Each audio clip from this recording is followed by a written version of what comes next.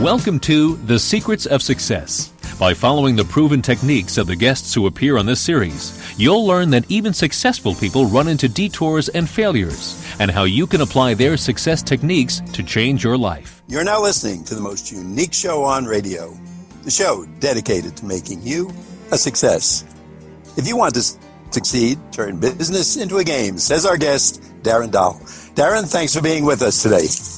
Thank you for having me. It's a pleasure to be here. You've actually written a book, Change the Game. So you're serious about this. Make it a game, right?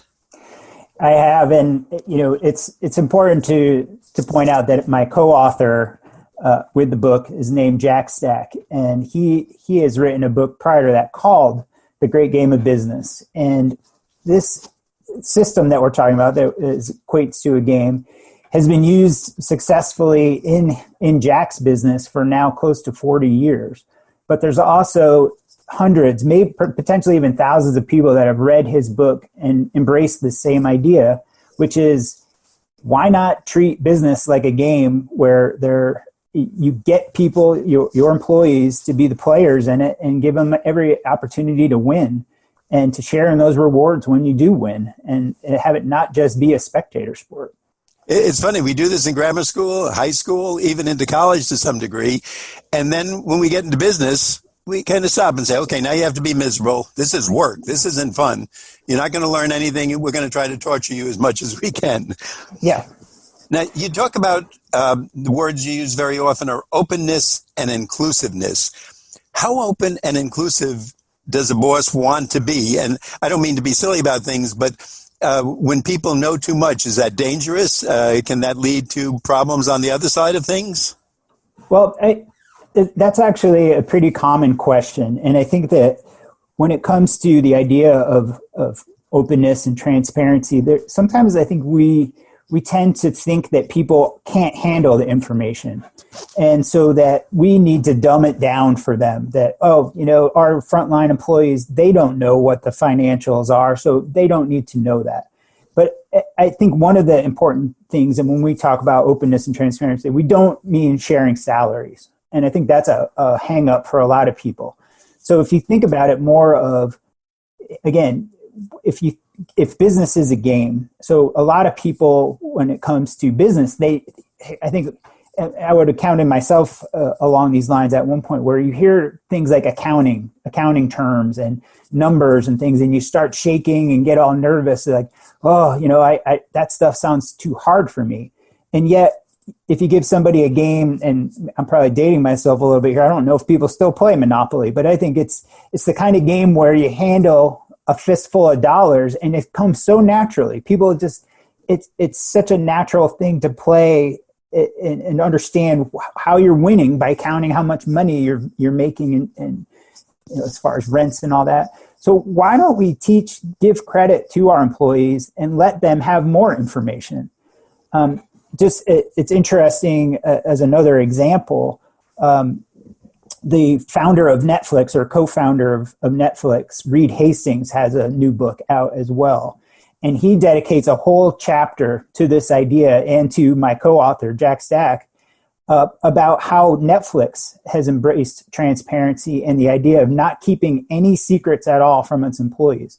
So this is a public company that now shares all of its financial information with every employee before those results are made public.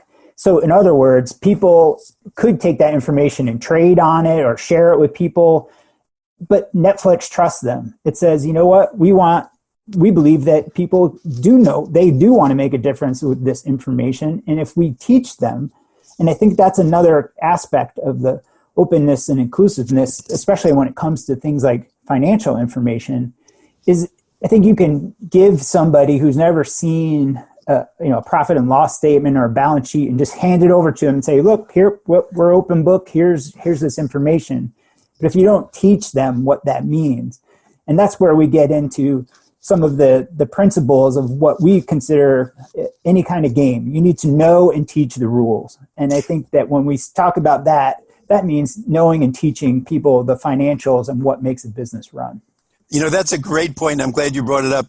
When I get something from a mutual fund I own, It's a booklet. It looks like a thick magazine. It's small. It's black on white, and I throw it away.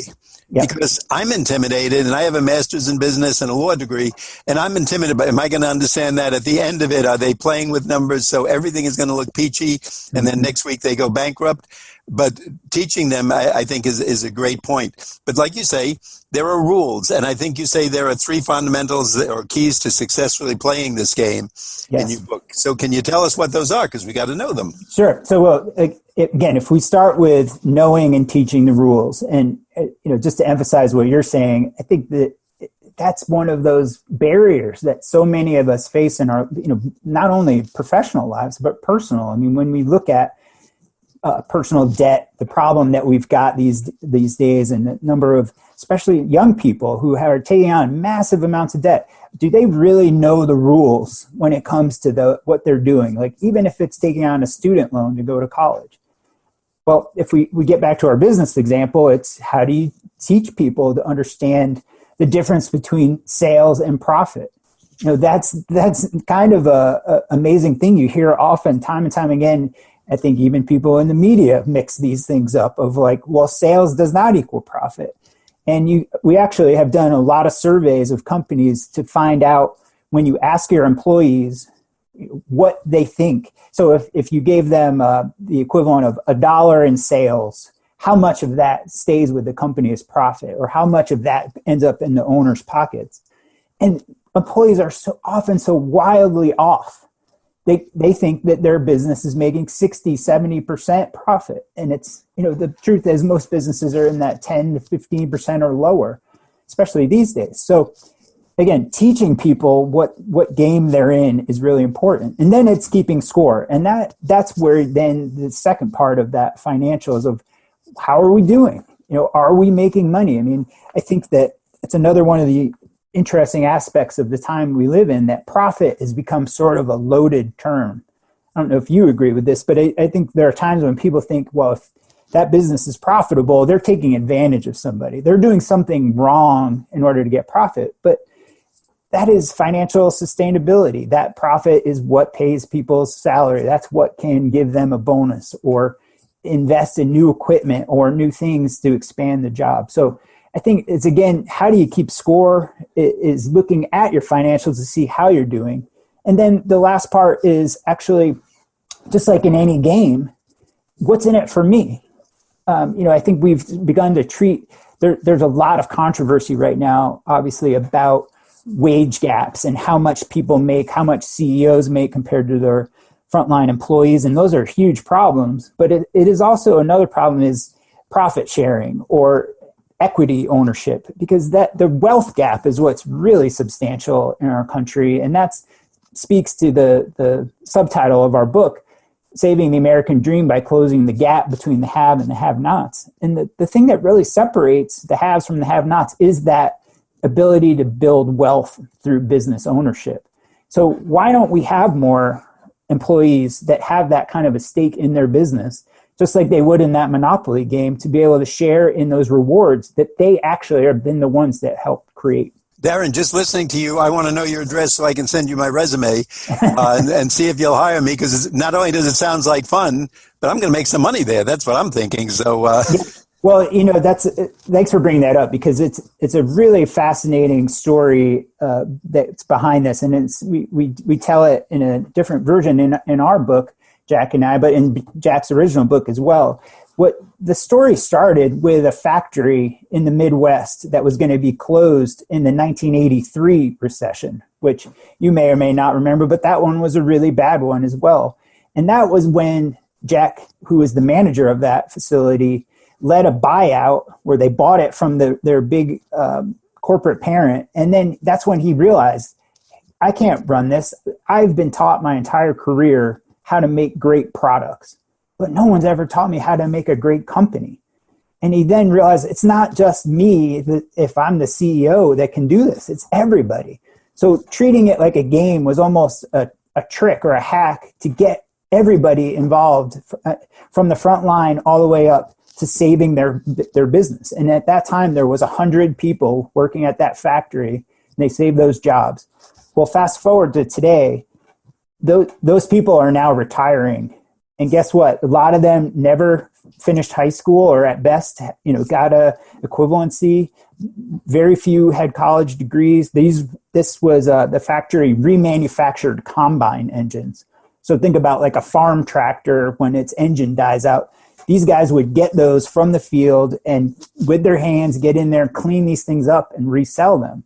So this is real, blue collar work. Well, these folks that worked there and that began or treating their business like they were playing a game are now all retiring as millionaires. Because Wait, say that again. They are retiring as millionaires. I want to work for them. What was that company? Please send me. You got to put a little note there, dear Bill, here's the company you want to work for. Well, what's so astounding about this story is that the name of the company is SRC Holdings. It is a privately held company. Well, in fact, it's owned by its employees 100%. And in the past 40 years, starting off in this humble way, and thanks to teaching everyone the business and sharing it the way they have, they've actually spun off 60 different businesses. They're currently have 10 divisions. They've grown that from what was originally this 100 people in this one factory. They now have 1,800 associates, all who have a stake in the ownership of this business. And so now they actually have a whole new generation that's going and working there as these originals start to retire out. They're hiring up all these new people, and they're using the same principles, the same of teaching the rules of the game, keeping score, and sharing stake in the outcome. And who knows where this company is going to go in the next 40 years. Darren, I'm so excited about what I'm hearing here. I want to skip the announcement that I have to make, but I'll get in trouble. So at this point in the show, I have to tell our listeners that you're listening to The Secrets of Success on the voice of Nassau Community College, 90.3 WHPC. I'm your host, Bill Horan. Our guest today is Darren Dahl, spelled D-A-H-L. His book is Change the Game. Darren, can you tell us where we can get the book and the website where we can learn more? Yes, absolutely. Well, like most books these days, a great place to start is at Amazon, and where you can find Change the Game with Jack Stack, my author. And the organization that one of the organizations we've spun out over the past 40 years is called The Great Game of Business. And that is what we call this approach to running a business. And their website is greatgame.com, where you can also find a lot more information and history about this movement. And we'll tell our listeners, if you don't want to be a millionaire or even half a millionaire, you can shut the radio off and not pay attention to this. But if you like what you're hearing from Darren, and I do, I'm sending him a resume right after the show, I think you want to hear more and learn how this can be done. Now, in your book, you say that the game is not about money, but quality of life. That kind of surprised me a little bit, because keeping score, we think of numbers. And, can we keep score on our quality of life? Of course, we're going to feel better if we enjoy going to work, if we're succeeding, if we're learning and making more money. All those things add. But can you explain that? Well, I think that to think and spin that around a little bit, I think the perception of business people at times and entrepreneurs is the pursuit of money in and of itself. And that, hey, I think we even see that with a lot of young entrepreneurs these days in a disturbing way, where they're celebrating the fact that the valuation of their business is somehow an end. Like, I've got a multi-million-dollar valuation of my business by investors. Well, what does that tell you? I mean, what we're talking about is making money is important. Making money and being able to pay your bills is important. And that is all going to be part of building a high quality of life for yourself and your family and your community.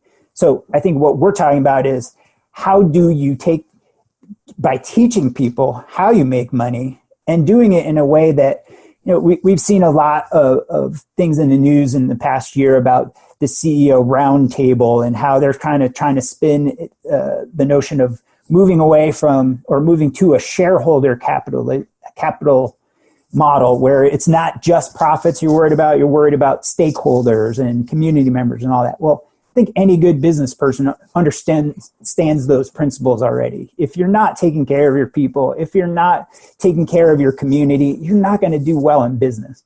So I think we're meaning a little more subtle meaning there, in that just pursuing profit for the sake of profit is not the end goal. It is about creating better lives for people inside the company and out.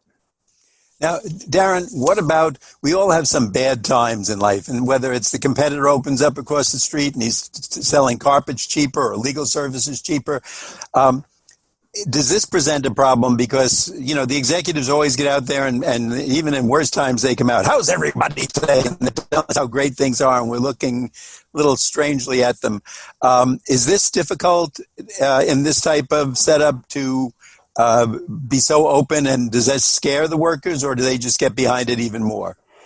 I think that's a really perceptive question, because I think what we see in a traditional business format is a lot of that us and them, right? It is the suits and then the folks on the front line, or where why aren't you selling more, or always be selling, right? But in this case, when you are completely open and inclusive in how you run your business, and the way that this system teaches it is that it's your plan as the employee. You get to participate in creating it. And that is one of another one of the truisms that we've learned over time, is that people support what they help create.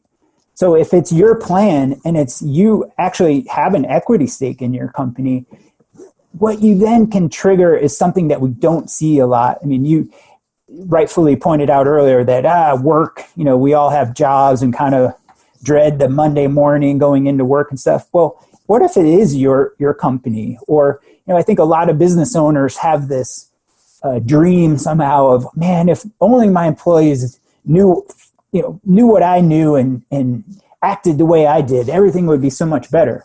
Well, that's what this is all about. It's about stripping that us and them away and creating a we.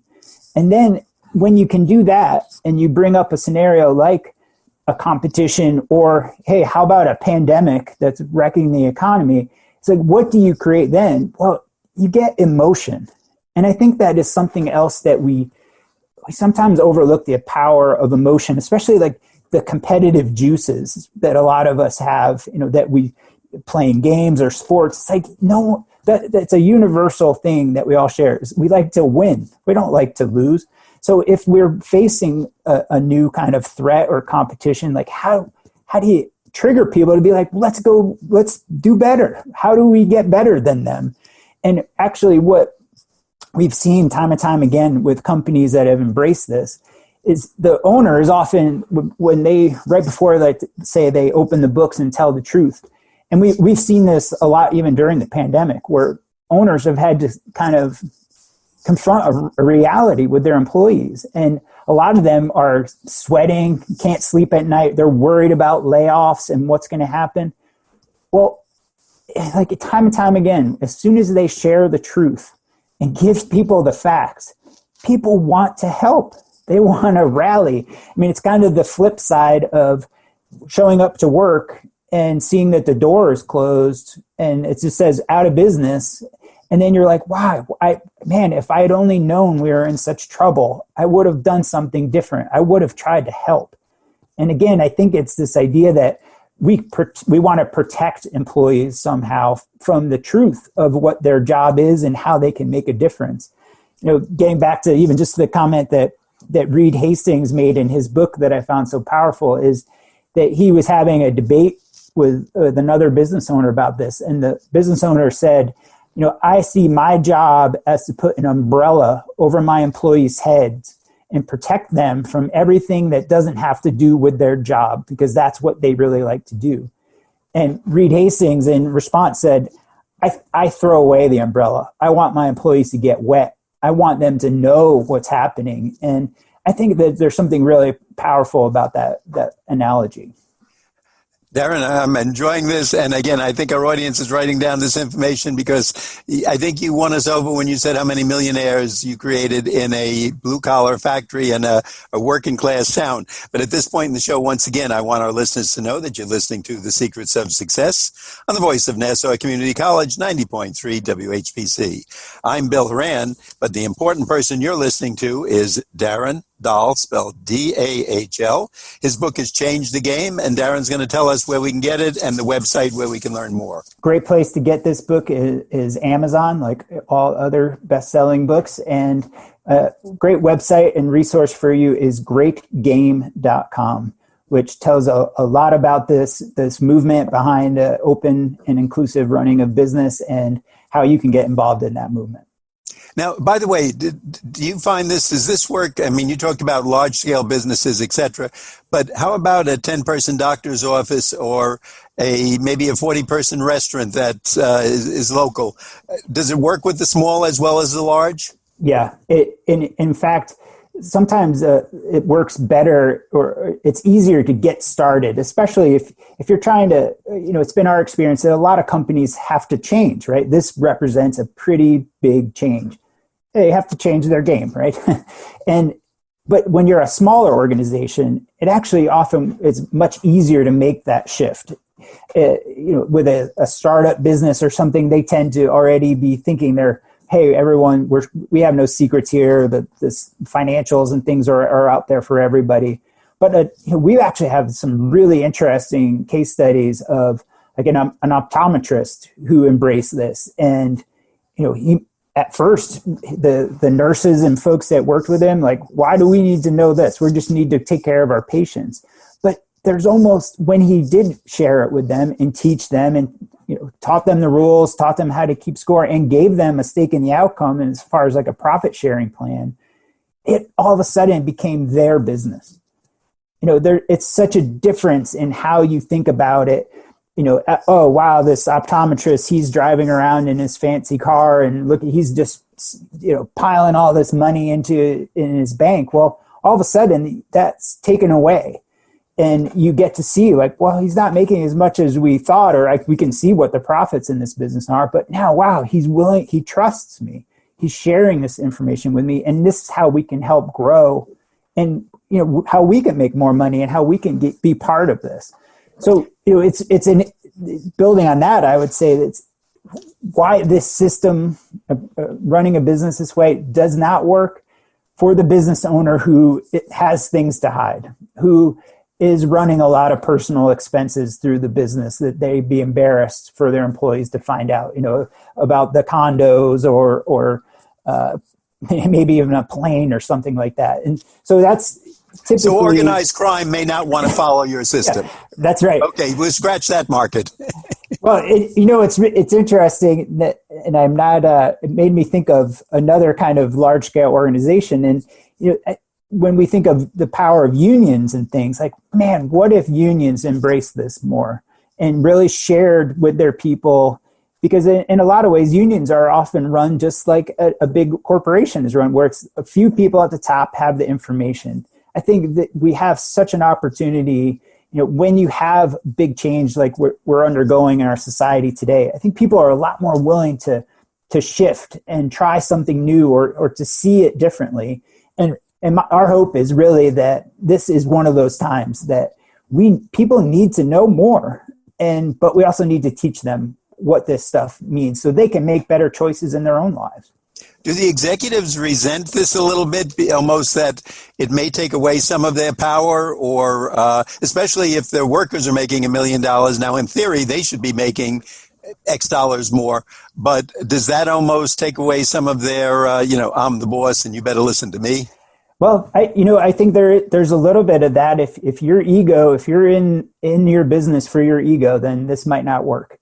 But I think that one of the things that we've heard time and time again is, again, that when you're one of those executives and you are up at night trying to figure out a problem because you think you're the smartest person in the room, it's the people who are doing the work know the job the best. And you are missing out on a huge opportunity to get their brains and their hearts and minds and help you solve these problems. So I think that, this isn't for everybody, because if you think you are the smartest person in the room and your employees aren't smart enough to know this stuff or can't help you, then, I'm going to probably wager that you're not doing as well as you could be. And I think there's also just this idea that we don't trust people, that they have so much to bring to their jobs when they feel involved and engaged. And if we have all had those bosses that you just know they don't think much of you, or they talk over you, they don't ask. So why would you do any more than what you're just asked to do? So how much of think of it as like a brain capital are we losing in our society because we're not actually asking folks to do more or to bring more of their brains to work with them? Now, how about the sales department? Usually they're kind of looked at as renegades. They're out there and they just yell, hurry up and get this out. I promised them I'd have it tomorrow when it should take a week. Do they like this? Or does that work for them too? Yeah, well, I think it's another good example of where in a traditional way, if you're just having salespeople go out and sell without any consequence, that typically leads to problems with production. Hey, sales guys selling stuff we're not able to make yet, or from a marketing perspective, like sales guys would be yelling, why aren't you drumming up more business for me? This system, the whole intent is to get everybody pulling in the same direction, because you're all creating the plan together. And oftentimes, something deeper into the weeds of this is, sales commissions are a really interesting topic, right? When you have a sales commission, that is an incentive to sell more. Well, with a system like this, you can actually create commission systems where the salesperson is only going to get paid their full amount if it actually makes a certain amount of money, because, hey, everyone, we're going to be open and honest about what kind of margin we need on a deal. So don't just sell anything, sell something that's actually helping us reach our plan. I think another aspect of this that's really important is that when you embrace these principles that we've been talking about, you shift the focus from products, like whatever your company makes, the things that it sells, whatever that salesperson's selling, and you start to begin to think of what your company is your product. Because the people that we're talking about that are retiring as millionaires, they're doing that because they have shares in their what's called an ESOP, or employee stock ownership program. So it's their actual equity in their business that is making them wealthy. So the shift is from thinking of like how much, okay, let's really focus on moving these widgets, as opposed to what are the decisions that we could be making that are going to increase the value of our business? Because by doing that, we all are going to become wealthier. Darren, I'd love to leave it on that statement. We are all going to become wealthier. I think that's terrific. And to our listeners, this is not something that's going to cost you $300,000. If you buy the book, and Darren, I'm sure, will give you some advice in there, you can make your employees happy, make your job a lot easier, and make every day go quicker. So with that in mind, I want that website one more time. Greatgame.com. Can't beat it. If we want to be rich like those employees, and I'm sending you my resume after the show. Darren, thanks so much for being with us today. We'd like to remind our audience, you've been listening to Darren Dahl, D-A-H-L. He is the author of Change the Game. I'm Bill Horan, asking you to please join us again next week at the same time when we will continue our journey to success.